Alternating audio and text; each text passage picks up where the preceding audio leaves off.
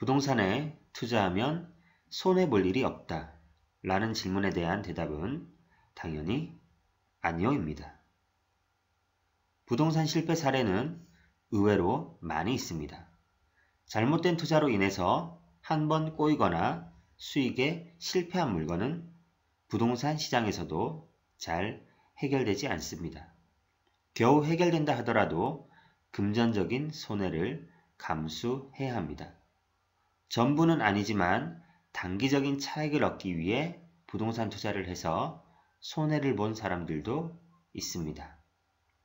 그래서 부동산 투자는 시간을 내 편으로 만들어야 하고 투자자는 반드시 부동산 공부를 꾸준히 해야 합니다.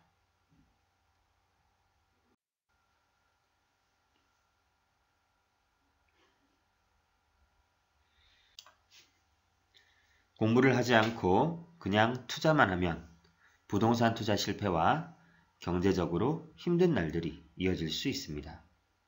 주변의 말을 듣고 아파트에 투자했는데 분양가 대비 20% 이상 급락하고 매수자가 없는 경우, 기획부동산에 속아서 아무 소용없는 토지를 시세보다 몇 배 더 주고 매입해서 대출 이자만 내고 있는 경우, 연 10% 이상 확정 수익이라는 광고만 보고 투자해서 도중에 시행사가 부도를 내서 돈을 날린 경우, 신도시 상가를 분양받았는데 몇 년째 공실이고 대출 이자를 감당하지 못하는 경우,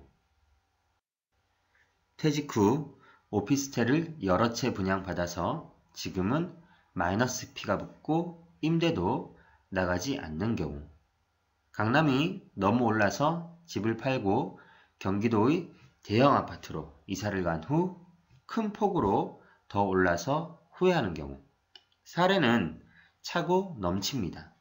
공급과 수요 그리고 대내외적인 경제 환경을 무시한 일명 묻지마 투자는 여러분의 경제에 큰 타격을 줄 수 있습니다. 대세 상승장에서도 소외되는 지역과 하락세를 지속하는 곳은 있습니다. 부동산 투자는 금액이 작지 않기 때문에 더욱 잘 판단하고 꼼꼼하게 따져보고 하셔야 합니다. 반면에 돈이 되는 알짜 지역은 중장기적으로 투자를 하셔야 합니다. 부동산 장기 투자의 장점은 자기 본업에 충실하면서 투자를 계속해 나갈 수 있고 10년 내에는 생각하는 것 이상으로 큰 부를 얻을 수도 있습니다. 또한 장기 투자는 세금적인 측면에서도 상당한 혜택을 누릴 수 있습니다. 전세 투자에 대한 방향보다는 임대 수익을 고려하는 투자를 진행하는 것이 사업의 어려운 시기를 이겨낼 수 있게 해줍니다. 장기적으로 끌고 가면서 시세 차익도 염두에 두시면 일석이조가 될 것입니다. 자금 부족 상태에서 레버리지를 이용하여 끝물에 부동산 시장에 올라타는 경우, 2, 3년 뒤에도 지금껏 그래왔듯이 부동산이 계속 상승만 할 것이라고 생각하고 투자를 하는 경우, 부동산은 아무데나 투자해도 무조건 오를 것이라고 아무 공부와 분석 없이 투자를 하는 경우, 등락폭에 의한 변동폭을 제대로 체크하지 못하고 주변 말만 듣고 자기 소중한 돈을 투자하는 경우, 생각해 보십시오.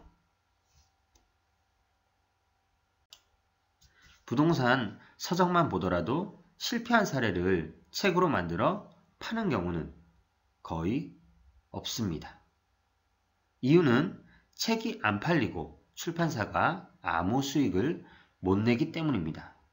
부동산으로 어떻게 성공하고 돈을 벌었는지에 대한 내용만 가득한 책들이 즐비합니다.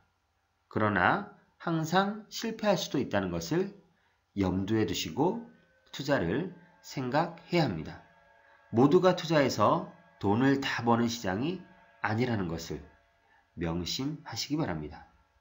항상 여러분의 주머니에 들어있는 소중한 돈을 누군가는 빼내려고 늘 기다리고 있습니다.